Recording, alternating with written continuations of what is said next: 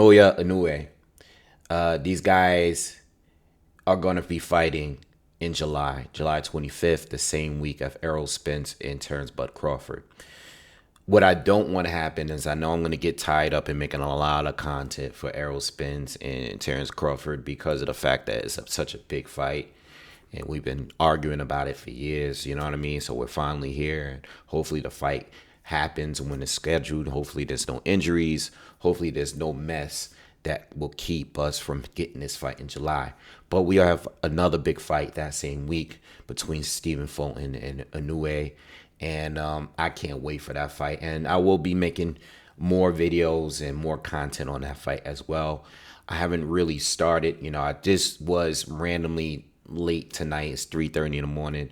I was just doing a little bit of film study, watching their most recent fights. And I felt like doing some content. Of course, when I get down to it, I want to do a really full, thorough breakdown video and give you a final prediction. But this is a fight that I feel could go either way. I know Inoue is going to be the favorite. He's the pound for pound fighter officially. You know what I mean? He is the knockout artist. You know what I mean? They're both undefeated though. Stephen Fulton hasn't had it easy. All right. He's a guy he is the naturally bigger guy. He is the unified champ at 122. And he's been considered to be the best fighter at 122, even though he's not undisputed. All right. And this is an incredible fight. And I just want to give you my first thoughts going into this fight and things that people need to look for into going in this fight. Whatever way you choose, whatever way you decide. I guess, of course, from the comments that I read in previous videos that I've done, it seems like most people are picking Inoue, the favorite, to win this fight. All right. But what people need to understand with this fight, this is a different fight. I know Nonito Donaire is a credible fighter. He's going to be a future Hall of Famer. Won titles in so many different divisions and stuff like that. And he was still very, very good at 118. I know people are going to look at the losses. I've heard all the arguments about, his best win is against Donaire, who's at 40 and all of that stuff. But you got to understand, Donaire has won titles all the way up to 126. And he's looked phenomenal even at 40 down at 118 because he is naturally bigger than all of those guys down there. You know what I'm saying? And even though he is older, you got to understand he's still very, very fast, still very, very powerful. You know what I mean? And he's still a very, very formidable opponent at the time that he fought Inoue in both of those fights. You know what I mean? So I want to just give you my first thoughts. It's not going to be the longest video. Again, I haven't fully came to my last final conclusion because I want to do more film study. I do want to look at, other fights they've had and think of more strategies that each fighter can do in order to win this fight. All right, but I'm just going to give you some of the basics of the two and how I feel like how they can win this fight going into this fight. Now, this fight is in July, like I said, but it's going to be out in Japan. Okay, it's going to be out there. So Fulton is traveling out there to fight Inoue. And Fulton will be defending his two titles. He's unified at 122. He's going to be defending his two titles. I know there was a point where we thought Fulton was going to move up and fight Brandon Figueroa in their rematch, which was a very respectable fight if that were to happen. If that was going to happen, it would have been a very warranted fight based on how that first fight went, because it was a very disputable win. It was a very close win. I believe it was a split decision. Let me pull it up. I didn't even check. I believe it was a majority decision. All right. So real quick, Inoue. First of all, I think the fight is going to be a very, very technical fight. Okay. I think it's going to definitely be a chess match between the two. I mean, both of them got fast hands. Obviously, Inoue has displayed much more power, but he's the guy that's moving up. Is his power going to carry over to 122? I believe it will, but we're yet to see it happen. I believe his power is still going to be a problem for anybody at 122. You know what I'm saying? You don't have that kind of power where you can just knock out guys the way that he does and just go up and just the power just goes away. You know what I mean? That power is still going to be a thing. And plus, it's the quickness of if it's his speed. You know what I'm saying? It's the counters, it's the speed. It's just when you can knock out guys and you're pound for pound one of the best KO artists out there. You know what I mean? I don't think you just go up and wait and the powers just somewhat disappear. But he is fighting and who I believe going to be his greatest challenge at this point, even better than Donaire, you know. And I think it could be very troublesome for him, especially if this is to go to a decision. You know, and I think that's the big deal, the big thing here. Do I think Inoue can hurt Fulton? Absolutely. You know, I think he can hurt anyone at 122. You know, Fulton has been hurt in the past, but in his most recent fights, he's been fighting better fighters and bigger punchers. And even though he's been hurt in the past fights, you know, on the come up, he's been fighting better fighters with bigger power lately, and he's handled himself well. Daniel Roman, Brandon Figueroa, Angelo Leo, these guys are better and they're more powerful than the guys that he was hurt by in the past. You know what I'm saying? So I wouldn't solely just focus on that. He's had a lot more experience than those fights where people have to really go back on and see exactly, you know, what some of his flaws are. You know, I think this is going to be a chess match. You know, I think for the most part, this fight is going to be from two guys that are going to be looking to stay on the outside and looking for opportunities to counter, you know what I'm saying? And at points set traps, both fighters can fight on the back foot and lead their opponents in while they're looking to counter. Both of them have quick feet, you know what I'm saying? Both of them are good at controlling range, you know what I mean? Both of them have excellent timing. You know, I think the key difference is between these two is that I think Inoue is the bigger puncher. But you got Fulton, who is a real 120. I mean, this is a guy that was just about to go up to 126. You know what I'm saying? So I think Fulton is the naturally bigger guy. And being with his movement, his feint, you know what I'm saying?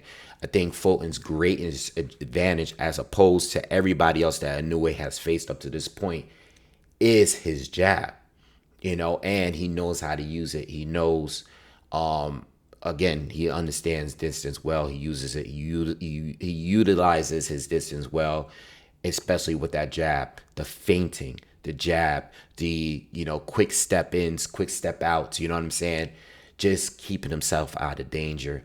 I think that is one of the key things when I think of Stephen Fulton compared to everybody else that Inoue has faced up to this point. For the people that don't think that Fulton has a chance, I think that people got to really watch what he does. I know Roman is not as good as Inoue, but he's really, really good. You know what I'm saying? And I know that Leo and Brandon Figueroa are two completely different kind of fighters. Those are not chess match type of guys. Leo brought the fight straight to Fulton, and there was a lot of phone booth type of fighting in that fight. And the same with Figueroa. Figueroa is just trying to get in and swarm you. You know, he doesn't want any distance between you two. He wants to just overwhelm you with his volume. You know what I mean? So we're not really getting any similarities there between him and Inoue. Inoue is going to be looking to, you know, catch you with a big shot, you know, and countering you and keeping that distance too. But Fulton is the bigger guy naturally, and he's also the longer rangier fighter, you know. And Inoue, this is going to be, I believe, his fourth division. I think he skipped a division, I'm not sure, but I think this is going to be at least his fourth division moving up, whereas Stephen Fulton has been fighting at this division for years, and now he is looking to move up. You know, this is probably going to be his last fight up at 122, unless he decides he wants to, if he does win this fight, maybe he sticks around and try to get a unification or another unification in the near future. But anyway, Stephen Fulton, the jab, the distance, the feints, that could be troublesome. As I watch a Nonito Donaire fight, even though Donaire is very technical himself, knows, all about range and timing and all that. I don't think Donaire is as disciplined as a Fulton. You know what I mean? And I think that is the key difference between when you watch those fights, as I'm watching, because I just went from watching Fulton and Roman to watching Inoue and Donaire, just to compare them really quick. And the one thing I noticed about Donaire is that he's never really been that disciplined. You know why? Because he wants to get in range in order to land that powerful left hook. That left hook that hurt Inoue, and I believe he broke his like his eye socket in that first fight. So you gotta understand that Donaire is a different type of fighter. He's not using the jab. Fulton is very comfortable with keeping it rangy for all 12 rounds. He's not trying to work and get himself in a position to hurt Inoue. He can box you all night long. He's not a KO artist. You know what I mean? So you gotta understand, when it comes to this fight here, Stephen Fulton, if this is one of those fights that goes the distance, Inoue might have issues getting close enough to hurt him. You know what I mean? And if that is an issue, he could have a rough night, because now he's dealing with a guy that moves extremely well, that is quick as well, does have a great jab, and is bigger and rangier. And let's just say the power, the explosiveness that we know he has does not have that same effect on a bigger man here. It could be a long night for him. You know what I mean? It could be. On the flip side, Daniel Roman and some of these other guys that Fulton has faced in the past, is they're not as explosive as Inoue. There's no one on Fulton's resume that's nearly as good as Inoue. Not technically, not power, not just timing, and just like I said, this is a chess match between two great chess players. And it's really hard to call. You know what I mean? I know people are going to bring up size. I know people are going to bring up the fact that they're fighting in Japan. If the fight happens to be close, they might give it to Inoue and all that stuff. I know people are talking about that thing. But when I'm talking about the actual fight here, it could be tough. It could be close. It could be controversial. It could be one of those type of fights. It's going to be different than the Donaire fight. The first Donaire fight. You know what I'm saying? Because I think that was more of a war. I'm not really expecting that, even though Fulton has been in wars with Figueroa and Leo. I'm not expecting that kind of fight, because that's not the kind of fight that Inoue likes to bring. One thing you also got to bring up too is, let's just say Fulton makes an adjustment somewhere, some point in the fight, where he wants to close distance and he wants to push up against Inoue. Very dangerous tactic, you know what I'm saying? Because if he's coming in, I'm expecting him to maybe come in a high guard, and he's going to expose his body, you know what I'm saying? We know that Inoue can hurt you to the body as well. We've seen it in the Donaire fight. So if he takes that approach, it could be an issue for Inoue. But Inoue, again, he's a guy that moves well too. He's not going to just be standing around with his back against the ropes, letting Fulton have his way with him. He's going to be turning and spinning around Fulton if he were to take that kind of approach. But we can't forget that that's a possibility as well. You know what I mean? So there's a lot of different things that you can look at when you're going into this fight.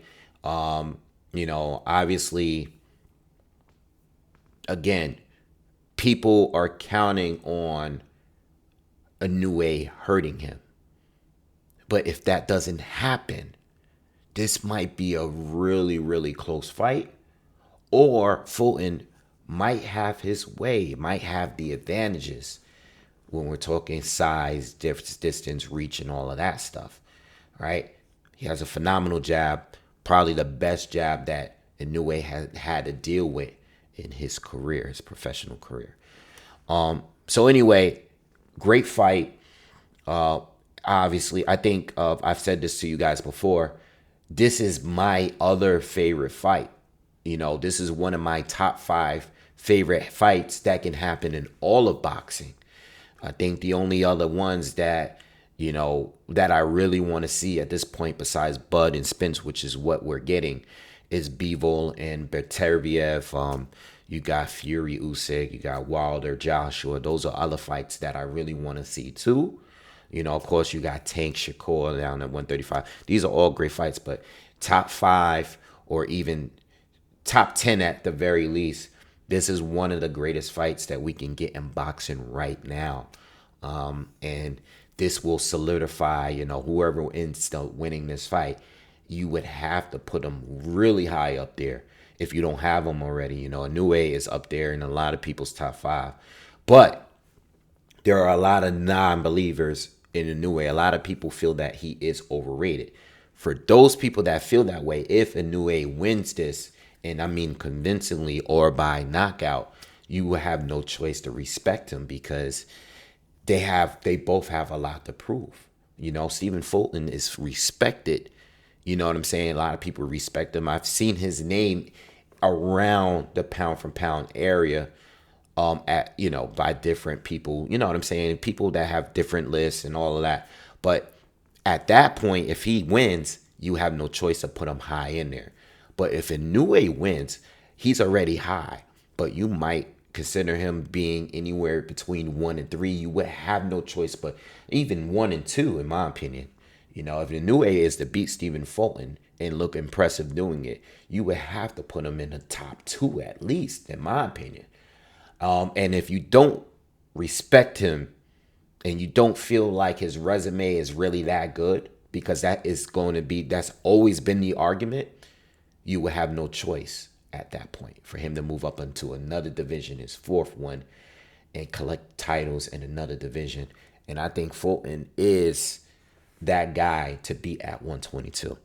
You know what I mean? So this is just an intro.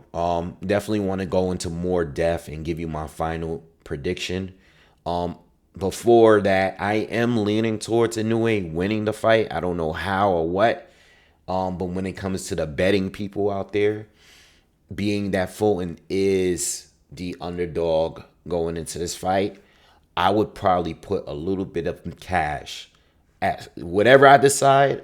I know a little bit is going to go into Fulton straight up, because he is a very good boxer. And I think he is by far the best fighter for Inoue at this point. You know what I mean?